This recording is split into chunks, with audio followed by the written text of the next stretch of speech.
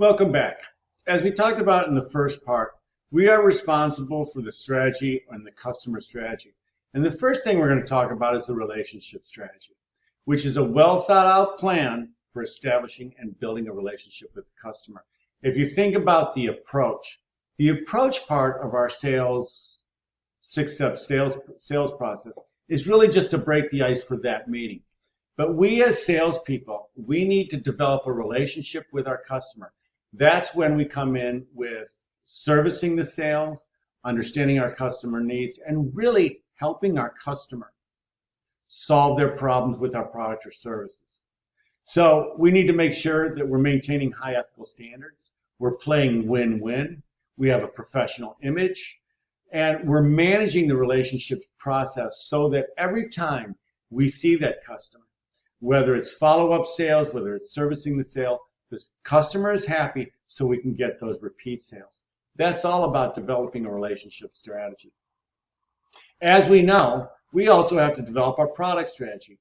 As you go through your needs identification process in our six-step plan, we're understanding what are the needs for our customer.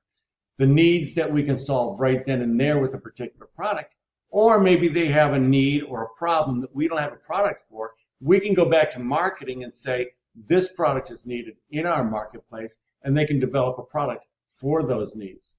There's also a lot of custom sales out there where you're actually customizing a product to a particular customer service or a customer problem.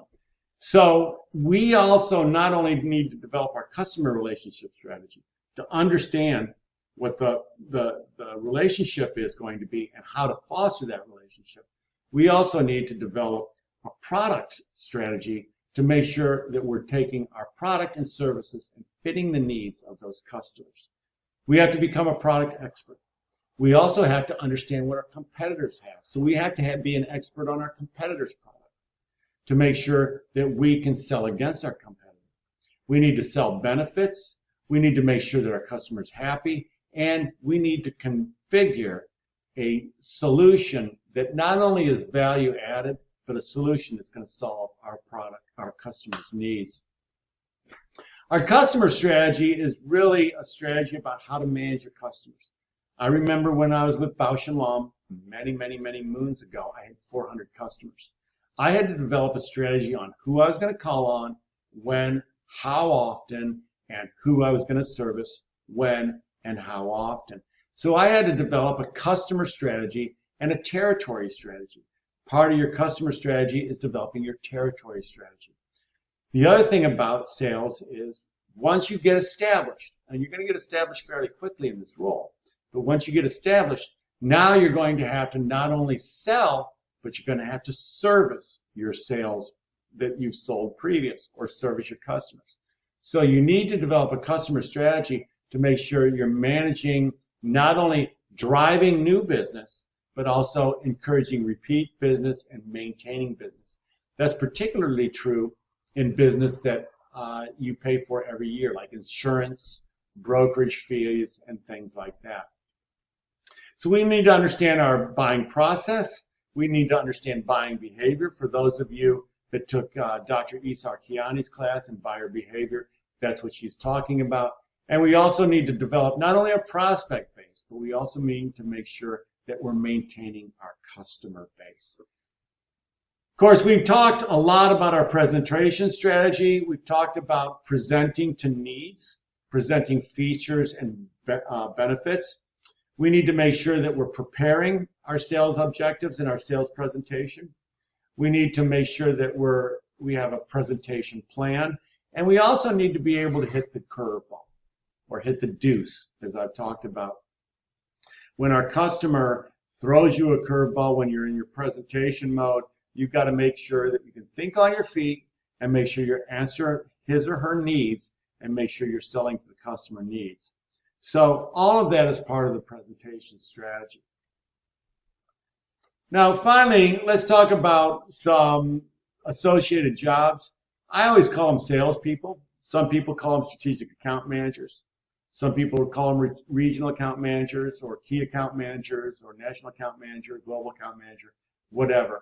But all of those particular jobs are doing what we've talked about. They're either driving new business or they're managing current business and trying to drive excess sales with their current business. So steps in building a strategic account. Learn about your customer. Make sure you learn about your customer so that they can become a partner.